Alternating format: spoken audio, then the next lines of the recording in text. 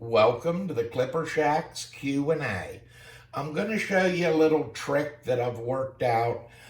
When you just sharpen a pair and they cut really good up until you get up towards the tip, and then they want to fold. I'll show you what I'm talking about. When I cut with this, that last ½ inch to ¼ inch is just folding. They've been sharpened at a 45. They cut really clean back here, but towards the tip, they don't want to cut.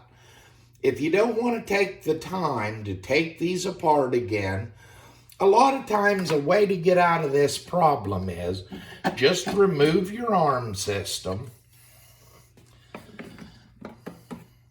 set your tool post to the degree, whatever you sharpened at. In this case, it is a 45. And place it in. Now, I'm going to grab my 9-micron leather. I bring it in. And now what I'm going to do, I'm going to slide this back to where I'm not going to ride on it. I'm moving it back past the edge of the wheel so it won't be in my way. Then I'll tighten that down. Now what I'm going to do is use that as a pointer. I start the wheel running. I'm going to go a little faster. And what I'm going to do, I'm holding it at the height of the top of this, which is the 45 degrees where it was sharpened. As I come out, and I get to the area that wasn't cutting, I'm letting it drop down approximately to the bottom of the post.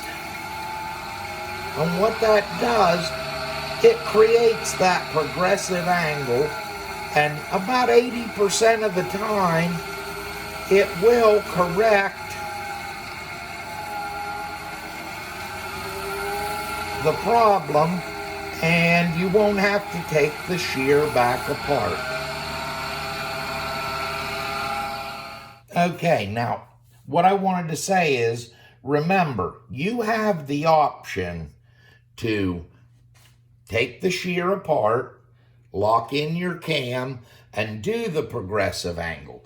This is just a little shortcut when you're short on time and it's just the little bit of the tip that you need to correct, and it gives you that option.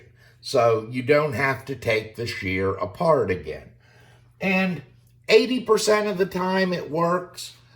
Probably 20, you'll have to take them back apart. We'll see if this took care of the problem. And it seems to be cutting fine, clean at the tip. We couldn't get that earlier when we did it. So it is another option you can use when you're using the EzVex and you're a little short on time. You don't want to take the shear back apart.